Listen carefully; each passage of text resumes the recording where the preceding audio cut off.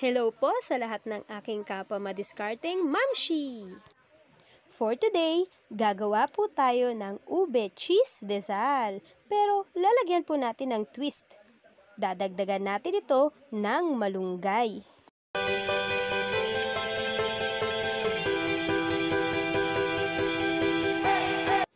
Before we start, we have to prepare the following ingredients.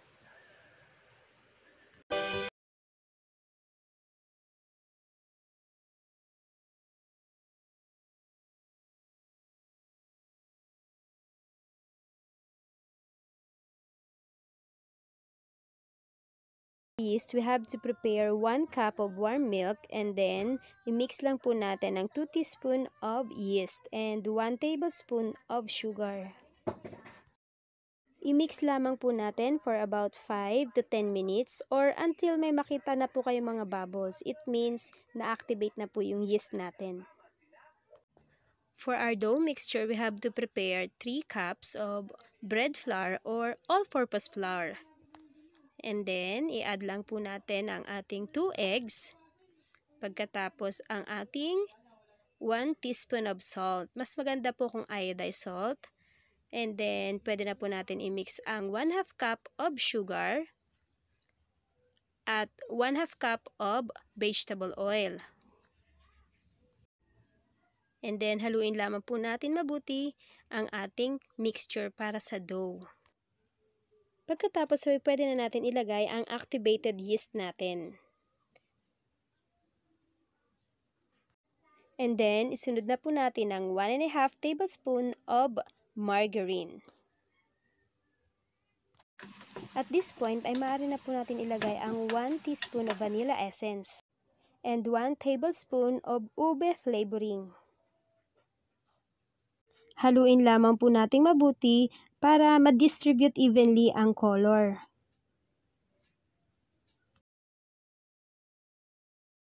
Ayan, so ready na ang ating dough para i-knead for 10 minutes. Bago tayo mag-start mag-knead, ay lagyan muna natin ang kaunting flour ang ating working table. Ito ay para hindi masyadong dumikit-dikit sa ating kamay ang ating mixture or dough. Make sure lamang po na paunti-unti lang ang idadagdag nating flour sa ating ginagawang tinapay.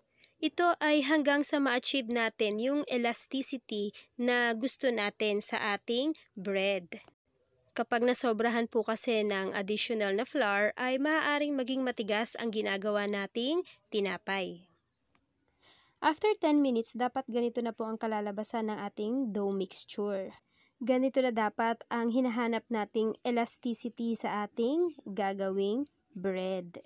Kapag na-achieve na natin ang elasticity sa ginagawa nating dough mixture para sa ating bread, ay pwede na natin itong i-rest.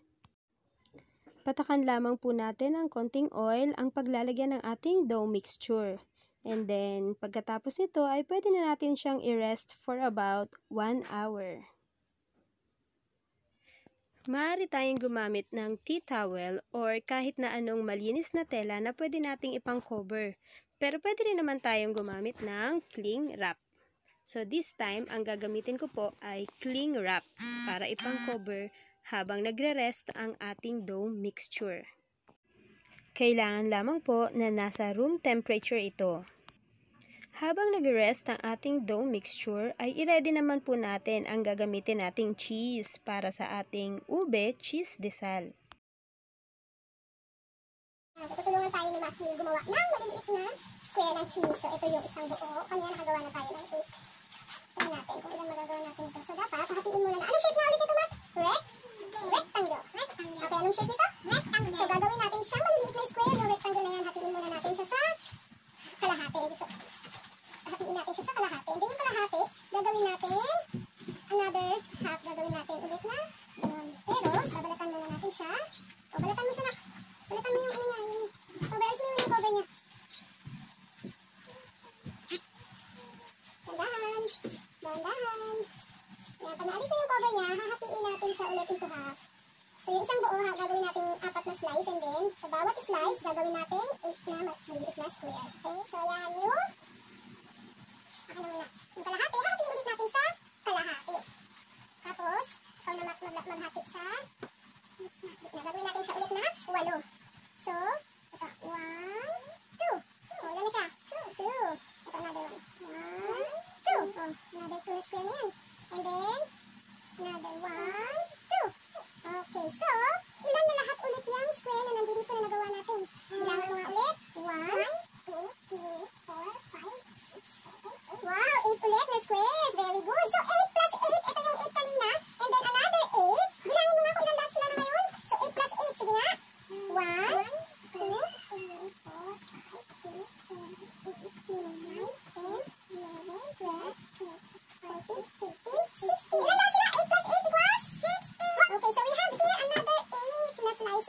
cheese. And then kanina, 16. Sige nga, so 16 ma, plus 8 equals, 16 plus 8, you count.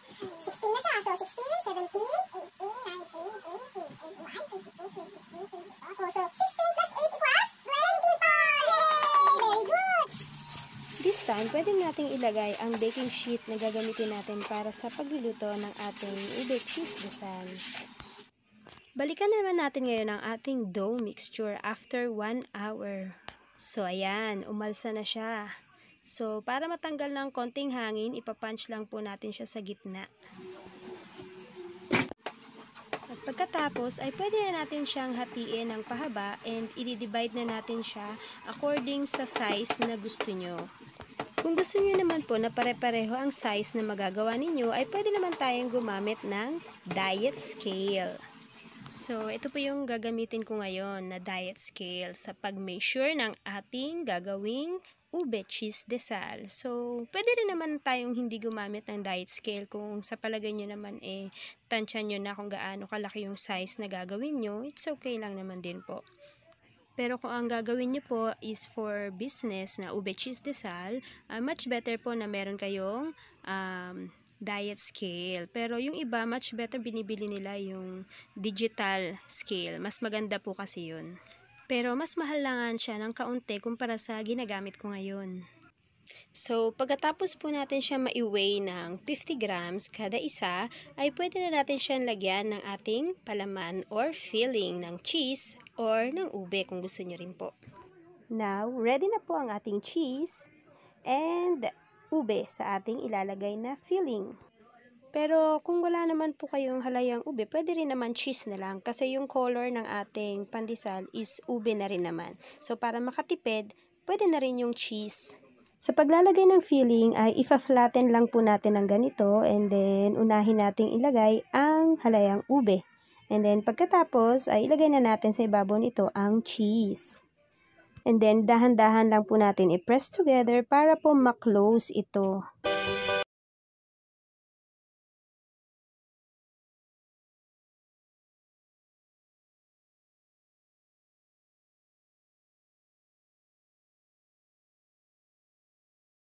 Gawin lamang po natin ang parehas na proseso hanggang sa lahat po ay malagyan na natin ng filling.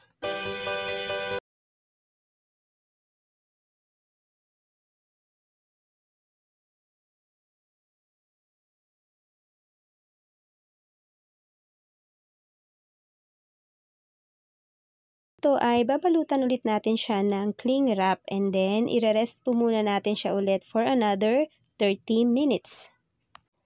Ngayon naman ay isama na natin ang 1 tablespoon of malunggay powder sa 1/2 cup of breadcrumbs.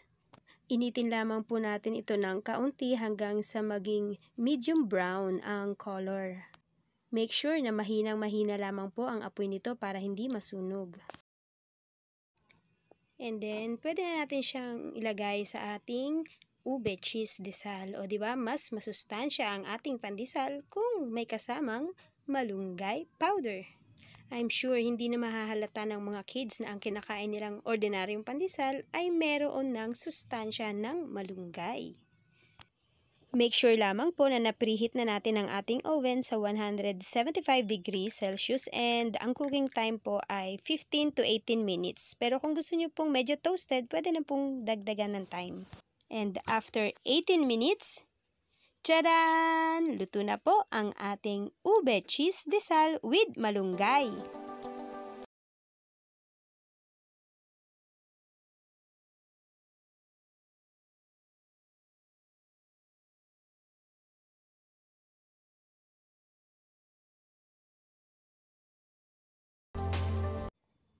Sana po nagustuhan nyo ang aking ube cheese desal with malunggay. Don't forget to subscribe!